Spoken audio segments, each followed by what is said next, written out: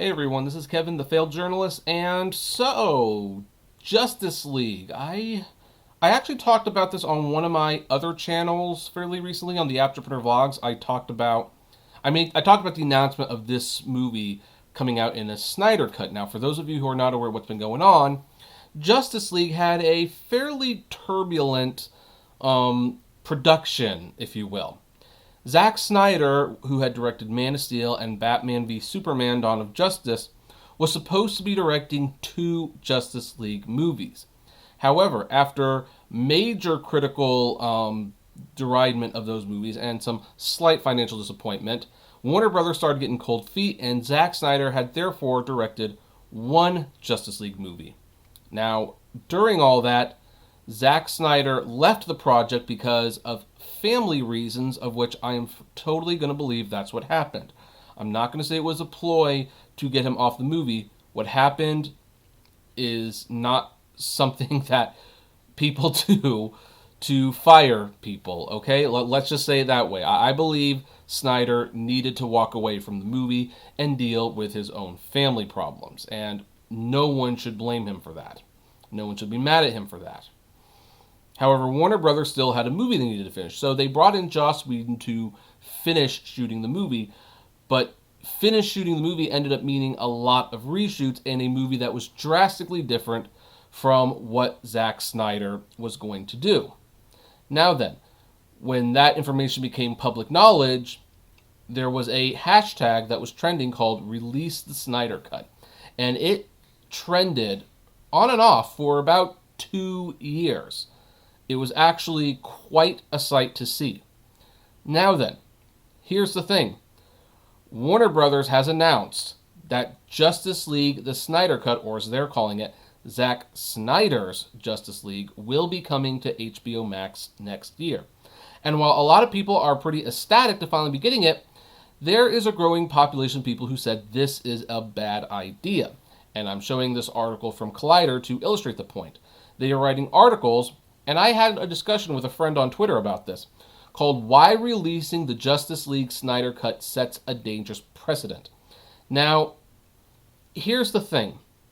You have to keep in mind that I am coming from this from the angle that I think I might have retweeted one Release the Snyder Cut hashtag, but I've not been super into this story. I've not been following it very closely, and heck, to be honest, I don't think a Snyder Cut is going to make for a significantly better movie, if it's better at all.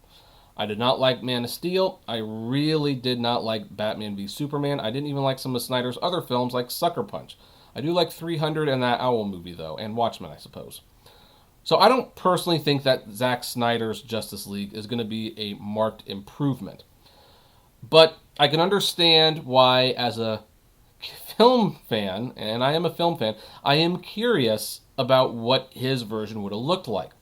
As I explained in the other video on my other channel, it's kind of like you read about these movies that you love, or sometimes you hate them, and you find out about these movies that this is what it was going to be, but then studio interference came in and it changed things. In fact, a movie that I like quite a bit suffered from this quite a bit, which was Terry Gilliam's Brazil. Brazil, for those of you who are not aware, Terry Gilliam made the movie, and then the studio decided they didn't like the movie. It was too weird, it had a downbeat ending, and they recut it into what has been dubbed as the Love Conquers All edition. Now, Gilliam went on TV and complained about how they were ruining the movie, the studio that is, and the pressure was there enough that, well, eventually Brazil, Terry Gilliam's Brazil, got released. In fact, the Criterion Collection has 3 versions of the movie, so you can see just how drastically editing can change a movie. This has also happened with Blade Runner, the original one, where the studio mandated some changes like narration and some cuts, and while the movie was still relatively well received, Ridley Scott has since recut it, multiple times in fact, and it's actually hard to figure out which version is the best. So from that perspective, I am fascinated by this project. But why are articles being written that this sets a dangerous precedent? Well, the way I understand it and the way I was discussing it with my friend is my friend felt like basically cultists had won. He felt that the fans were bullying and pushing, and they would not stop complaining, and therefore they bullied their way into this movie getting finished. While I do agree to a certain extent with that, I think that is ultimately not what happened. Before we continue, let me say, if you are someone who basically hijacked a Warner Brothers convention conversation to ask about the Snyder Cut when that wasn't even the topic, or if you posted a comment that suggested people should hurt themselves if they don't release the Snyder Cut, or if you made any threats to Warner Brother employees about the Snyder Cut, you know what? Screw you. You're not worth the time of day. However, I know there were quite a few people who were simply asking politely, and they asked again and again and again. In many ways, this was no different from a typical campaign, like when people wanted more Dragon Ball Z or Sailor Moon on the air. It's just back then we had to write letters and maybe buy Pop-Tarts, I guess. And today we have Twitter and Facebook, and we can basically be as annoying as we want to be about it, which is, again, it's probably not a good thing completely, but a lot of people are just using the tools that are given to them to say, hey, I'm interested in this product. I want it. Can you please make it? Now, thankfully, there was enough footage shot of the Snyder Cut that, for the most part, it should be able to be finished between $20 to $40 million, from what I'm hearing, with the post stuff. And that's good. Like, there's actually a workable film that they can finish. But here's the thing. Does this set a dangerous precedent? And I'm going to argue no, it doesn't, although I can definitely understand why people think this way.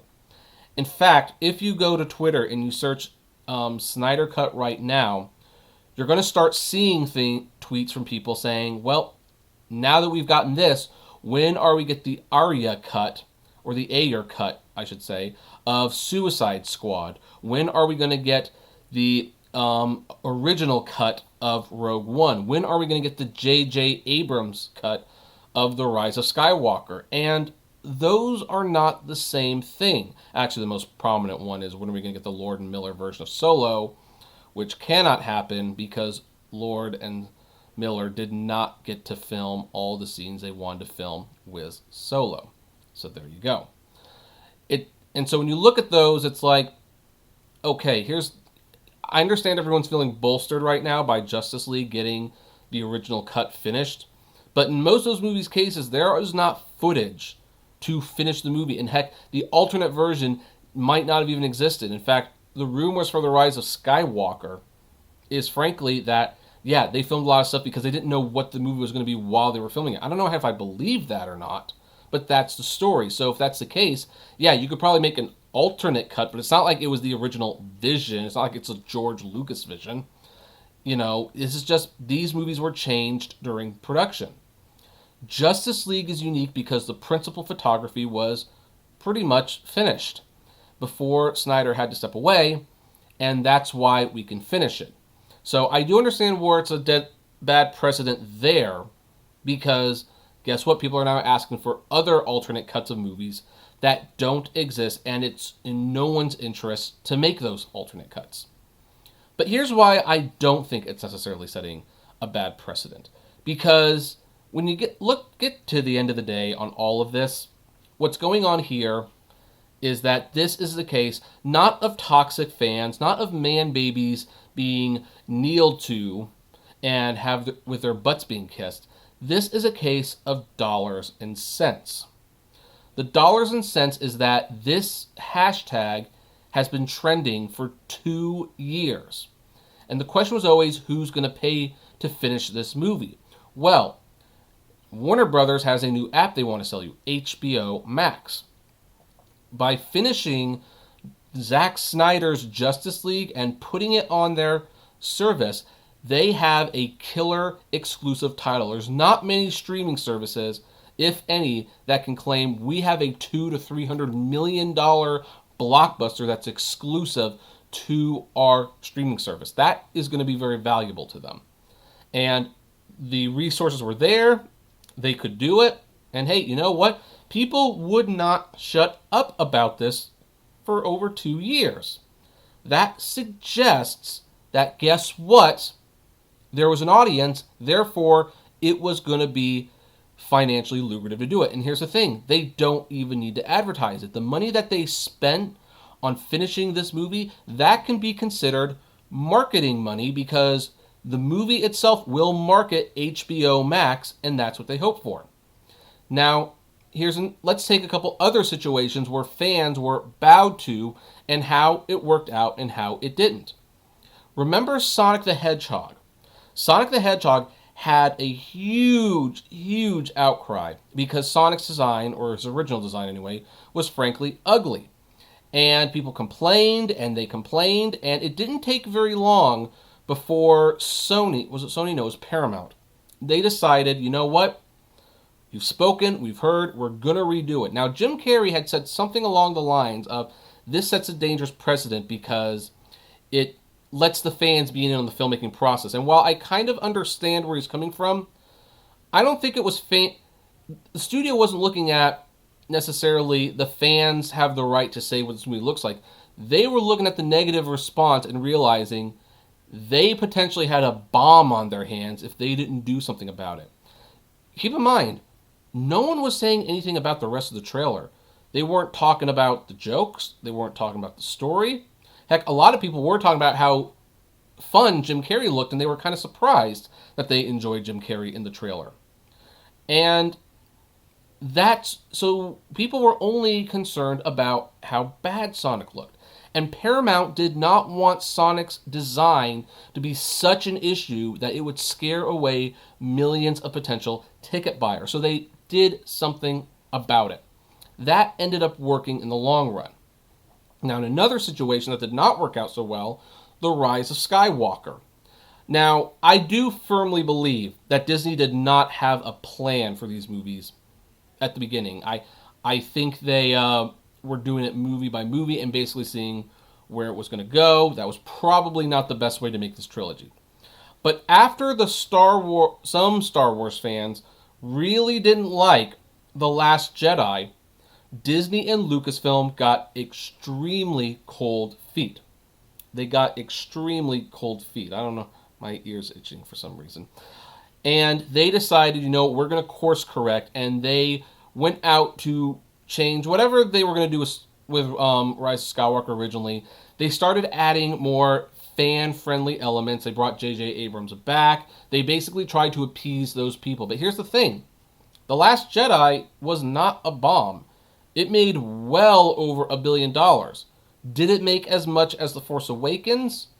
No. But then Force Awakens made so much money that it was very unlikely The Last Jedi was going to make that kind of money, regardless how good or how bad it was.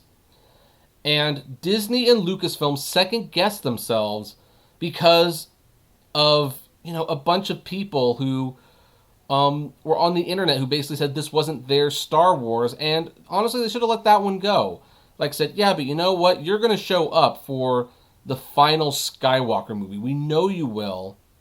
And they made a movie that, frankly, not a lot of people liked very much, even though it addressed some of the concerns of The Last Jedi and undid some of the unpopular decisions. People still didn't like it. And there was no saving at that point. At that point, hey, whatever you were planning originally, go through with it, land the ship, and start again with the next trilogy. So there is a case to be made that listening to the internet is not always in the filmmaker's best interest. But make no mistake, this wasn't a decision that was made because fanboys are toxic and the studio wanted to shut them up. In all three cases, it was a situation where the studio was looking at feedback and they changed something or they made a decision on what they felt would make them money. Warner Brothers was probably never going to release the Snyder Cut, but hey, they have a new streaming service to sell, and they wanted to be able to compete with Netflix and Disney+. And they realized that, hey, for a nominal investment, for a movie that will sell itself to the audience, maybe a miniseries, who knows what it's going to be, that we could have an exclusive title that will get us millions of subscriptions, and we could actually put a huge dent in Netflix. It's all about dollars and cents. And Warner Brothers made the decision because they're going to make money from it. That's the only thing. If they didn't feel they could make money from it, they would not make this move. So I understand where people are coming from, and yeah, there are people who are entitled who, now they've got this, they're already looking towards the next thing they'd want to get. But keep in mind, when people start talking about these other alternate cuts, these movies, the filmmakers have been pretty clear. They come and say it does not exist. Zack Snyder never made that claim. Zack Snyder fueled the fire because he knew that something was there, and if given the opportunity, he could fix it. Snyder actually played his hand really well, all things considered, when you really look at this situation. So anyway, that's where we are going to leave this story. What did you think? Do you agree? Do you disagree? I'd love to know. Type 917 to confirm that you got to the end of this video, and comment below. Like, favorite, share, subscribe, and as always, flame responsibly. Have a good one.